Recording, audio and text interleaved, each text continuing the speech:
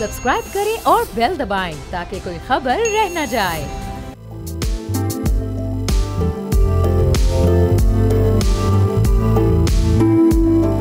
अस्सलाम वालेकुम, मैं और जहांगीर। आप देख रहे हैं प्रोग्राम व्यापार। जितनी तेज़ी से मुल्की मईशत के इंडिकेटर्स पॉजिटिव हो रहे हैं, ठीक उसी रफ्तार से मुल्की पावर सेक्टर का खसारा भी बढ़ता जा रहा है, जिसकी कीमत एक आम सारिफ से लेकर इंडस्ट्रीज, स्मॉल और लार्ज स्केल मैन्युफैक्चर समेत हर कोई अदा कर रहा है।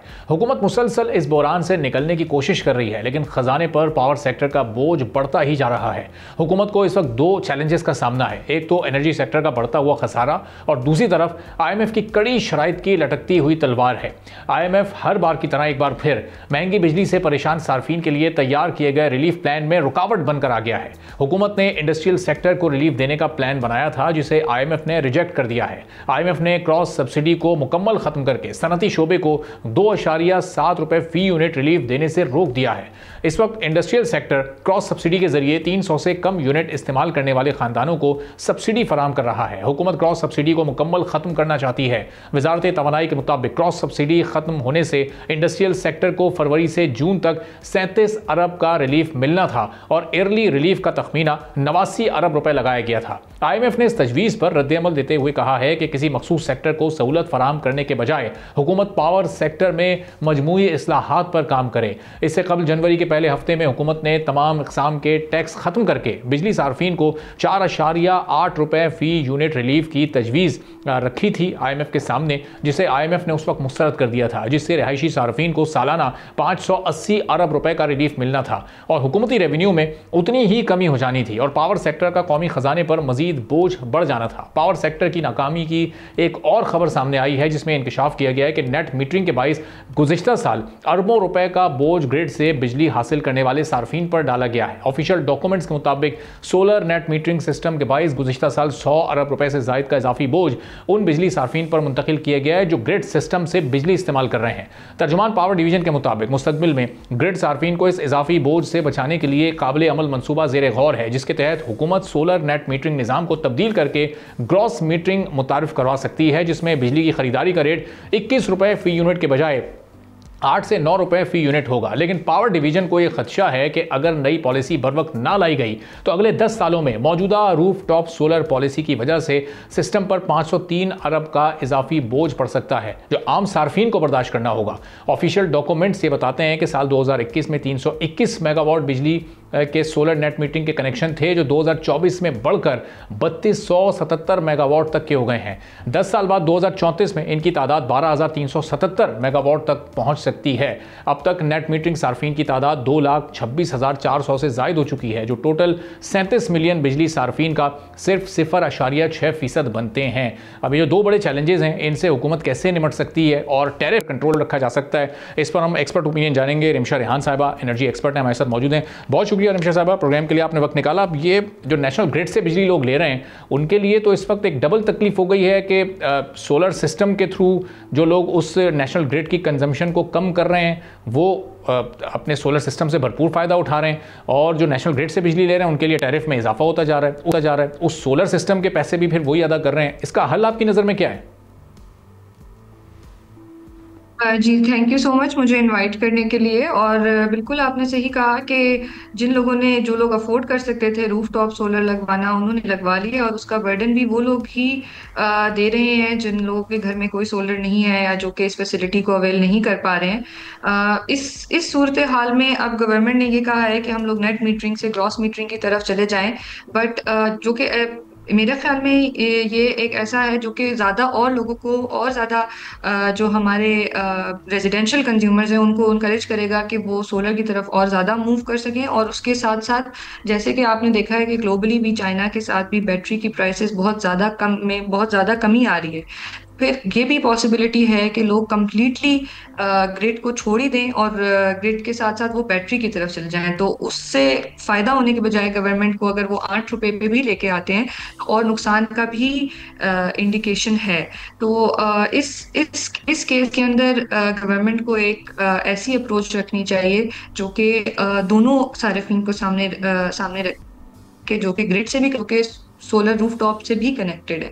तो इन दोनों चीजों को सामने रखते हुए गवर्नमेंट को एक ऐसी पॉलिसी बनानी चाहिए या एक ऐसी पॉलिसी लानी चाहिए जो कि कंज्यूमर को डिस्करेज ना करे ग्रिड से हटने के लिए, बल्कि उनको इनकरेज करे कि वो ग्रिड के साथ कनेक्टेड रहें। इसका हल सिर्फ ग्रॉस मीटरिंग की जरूरत नहीं है, बहुत सारे और भी ऐसे मॉडल्स हमने देखे हैं ग्लोबली जो कि बैटरी की इंटीग्रेशन के साथ हम लोग इनकरेज कर सकते हैं कंज्यूमर्स को भी और गवर्नमेंट को कि वो आ सकें। सही। अच्छा, अब असल मसला चूंकि टैरिफ का है और बढ़ते हुए टैरिफ की वजह से लोग इस रूफटॉप सोलर की तरफ शिफ्ट हो रहे हैं, तो उस टैरिफ को अंडर कंट्रोल रखने के लिए ना हम अपना हाउस इन ऑर्डर कर पाते हैं, ना हम IPPs को अभी तक कन्विंस कर सकें, ना हम IMF को अभी तक मना सकें कि जब कभी कोई हम कमी की उनके सामने कोई डॉक्यूमेंट रखते हैं वो उसको रिजेक्ट कर देते हैं।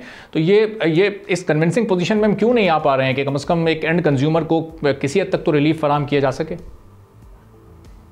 जी आप बिल्कुल ठीक कह रहे हैं, क्योंकि हम लोगों ने जो अभी अपना लास्ट एग्रीमेंट साइन किया है IMF के साथ लास्ट सितंबर में, उसकी पहली ट्रांच तो हमें $1 बिलियन की मिल गई है। अभी सेकंड ट्रांच का अप्रूवल मार्च में आएगा, जिसके लिए IMF की टीम अगले महीने में फरवरी में विजिट भी कर रही है। और उसका एक बड़ा कंडीशन थी ये कि जो इंडस्ट्री की, जैसे आपने शुरू में बात की कि इंडस्ट्री की जो स्पेसिफिक जो कैप्टिव पावर प्लांट्स हैं, जो CPPs जिनको कहा जाता है, उनकी गैस को ख़त्म किया जाए और उनको ग्रिड पे लेके आया जाए। क्योंकि अभी सबसे बड़ा मसला ये है कि हमारी ग्रिड की डिमांड कम है, जिसकी वजह से हमें IPPs के साथ जो कैपेसिटी पेमेंट्स है वो भी ज़्यादा देनी पड़ी है। तो एक हमारी कंडीशनैलिटी जो IMF ने रखी हुई है कि आप गैस को या तो ख़त्म कर दें या फिर उनके ऊपर इतना ज़्यादा टैरिफ लगा दें कि वो जो ग्रिड की से इलेक्ट्रिसिटी वो खरीदें, ना कि वो अपनी जो कैप्टिव से गैस की बेस्ड इलेक्ट्रिसिटी लेते हैं वो बनाए। अब इसमें जो इंडस्ट्रीज हैं उनका ये कहना है कि अगर हमारे साथ इस तरह किया गया कि हमारी गैस को ख़त्म कर दिया गया, जैसे आज अभी जनवरी तक की उनको टाइम भी दिया गया था, तो फिर वो अपने ही जनरेशन पे चले जाएंगे, यानी कि वो भी इसी तरह सोलर बेस्ड जनरेशन करेंगे, शायद वो कोल से जनरेशन करें, शायद वो किसी और ऐसे फ्यूल से जनरेशन करें जो कि हमारी इन्वायरमेंट के लिए भी खराब हो सकता है, जो कि हमारी और ज्यादा डिमांड को कम कर देगा। जैसे कि रिसर्च भी यही कहती है कि अगर ऐसा होता है तो ना कि बिजली की प्राइस में कमी आएगी, बल्कि शायद 11% से ज्यादा हमारी इलेक्ट्रिसिटी की प्राइस और ज्यादा इंक्रीज हो जाए अगर हम IMF की इस कंडीशन को मानते हैं और हम लोग कैप्टिव प्लांट्स को गैस से खत्म करके ग्रिड पे ले आते हैं। ठीक है। और रमशा साहब, अगर इस वक्त हम अगर ऑनेस्टली बात करें तो हमारी जो इंडस्ट्री है इस वक्त वो भी Aahista Aahista itself renewable energy पर शिफ्ट होने का सोच रही है, और अगर मुस्तकबिल में ये बहुत तेज़ी के साथ होता है तो ग्रिड की कंजम्पशन तो कम होती रहेगी। हुकूमत के पास इस वक्त या पॉलिसी मेकर्स के पास इस वक्त क्या है ऑफर करने के लिए इस कंजम्पशन को बढ़ाने के लिए, चूँकि ये बोझ या दबाव तो फिर और ज़्यादा बढ़ जाएगा ग्रिड सार्फिन पर? जी ऐसा ही है बिल्कुल। अब इसके लिए देखें, दो किस्म की डिमांड होती है, एक हमारी प्रोडक्टिव डिमांड होती है और एक अनप्रोडक्टिव डिमांड होती है। जो हमारी जो घरों से या रेजिडेंशियल जो इलेक्ट्रिसिटी से हमारी जो डिमांड है वो अनप्रोडक्टिव है, तो उसको अगर हम बढ़ा भी दें, यानी कि अगर हमारे रेजिडेंशियल कंज्यूमर्स बढ़ भी जाएं, उनकी डिमांड बढ़ भी जाए, तो वो हमारे लिए इतना बेनिफिशियल नहीं होगी। जो हमारा सर्कुलर डेट है 2.3 ट्रिलियन से ज्यादा क्रॉस कर चुका है, उसमें इतना कमी नहीं आएगी अनलेस जब तक हम लोग इंडस्ट्री को इंसेंटिवाइज ना करें कि वो अपनी डिमांड को इंक्रीज करें। उनकी डिमांड जब तक ग्रिड में इंक्लूड नहीं होगी तो हमारे लिए ये बेनिफिशियल नहीं होगा कि हम लोग की प्राइसेस में कोई कमी आए इलेक्ट्रिसिटी प्राइसेस में। अभी भी जो IPPs के साथ भी जो हम लोग एग्रीमेंट्स अपने रीनेगोशिएट कर रहे हैं, उसके मुताबिक भी 2 या से 3 रुपए तक का डिफरेंस सिर्फ हमारे इलेक्ट्रिसिटी बिल्स में आएगा अगर हम अपने कॉन्ट्रैक्ट रीनेगोशिएट भी कर लेते हैं। तो उस सूरत के अंदर इंडस्ट्रीज को किस तरीके से इनकरेज किया जाए कि वो ग्रिड से इलेक्ट्रिसिटी लें, ना कि वो खुद रीन्यूएबल एनर्जी की तरफ मुड़े। इसका हल यही है कि गवर्नमेंट खुद यूटिलिटी स्केल के ऊपर रीन्यूएबल को इंटीग्रेट करे, ज्यादा अफोर्डेबल बिजली बनाए, ताकि ऑटोमेटिकली इंडस्ट्रीज भी और रेजिडेंशियल कंज्यूमर्स दोनों ग्रिड से बिजली खरीदें, जिससे हमारी डिमांड भी मीट होगी और हमारी इलेक्ट्रिसिटी टैरिफ की प्राइसेस भी नीचे आ जाएंगी। वरना तो लोग ऑटोमेटिकली सोलर की तरफ ऑटोमेटिकली शिफ्ट करते रहेंगे। हमने 15 गीगावाट का ऑलरेडी सोलर पैनल इंपोर्ट कर लिया है, जिसमें से अभी इंस्टॉल नहीं हुआ। स्टेट ऑफ इंडस्ट्री रिपोर्ट के हिसाब से भी पेंडिंग जो नेट मीटरिंग के कनेक्शन हैं वो 2000 से ज्यादा पेंडिंग है कनेक्शंस। तो फिर आप सोच लें कि आगे प्रोजेक्टेड अगर हम इसकी डिमांड देखें तो वो कितनी हद तक जो है वो लोग रीन्यूएबल की तरफ, सोलर की तरफ शिफ्ट कर चुके होंगे अगर गवर्नमेंट ने खुद इस पे एक्शन ना लिया। सही। और एक जो इस वक्त जो चैलेंजेस एनर्जी सेक्टर को लेकर हुकूमत के सामने मौजूद हैं, और उनकी एक सॉफ्ट कमिटमेंट इंडस्ट्री के साथ भी है कि 9 सेंट पर उनको बिजली प्रोवाइड की जाएगी, चूँकि आगे जो अगले 5 साल के प्लान्स हैं एक्सपोर्ट्स के और अपनी इंडस्ट्री को बूस्ट देने के, वो सब बहुत ज़्यादा डिपेंड करते हैं इस एनर्जी टैरिफ पर। तो इस सॉफ्ट कमिटमेंट आपको 9 सेंट्स वाली पूरी होती नज़र आ रही है ताकि रीजन में हमारी इंडस्ट्री भी कॉम्पिटिटिव हो सके?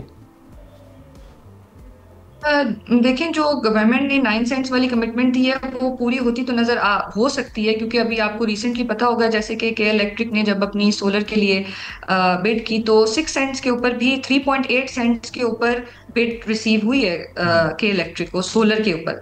तो अगर हम लोग ना ज्यादा इंडिकेशन यानी कि रिन्यूएबल की तरफ जाते हैं तो हम देखते हैं कि मार्केट के अंदर इसकी बहुत ज्यादा डिमांड भी है, लोग इंटरेस्टेड भी हैं, इन्वेस्टर भी इंटरेस्टेड है और कंज्यूमर्स भी इंटरेस्टेड हैं। दोनों तरफ से ही एक रिन्यूएबल एनर्जी की तरफ शिफ्ट करने की इंटरेस्ट भी शो आता है, क्योंकि वो अफोर्डेबल भी है, क्लीन भी है, इसके साथ साथ रिलायबल भी है। रिलायबिलिटी का भी एक तरफ से इशू आता है। तो मतलब एक डायलेमा है कि एक तरफ हमारे पास एक्सेस में बिजली है और दूसरी तरफ हम लोड शेडिंग भी करते हैं।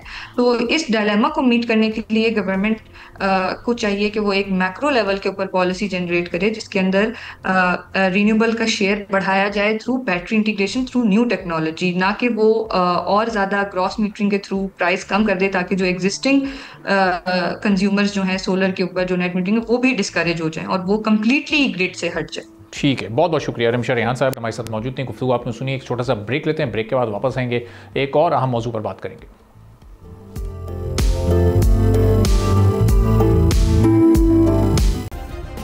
सब्सक्राइब करें और बेल दबाएं ताकि कोई खबर रह न जाए।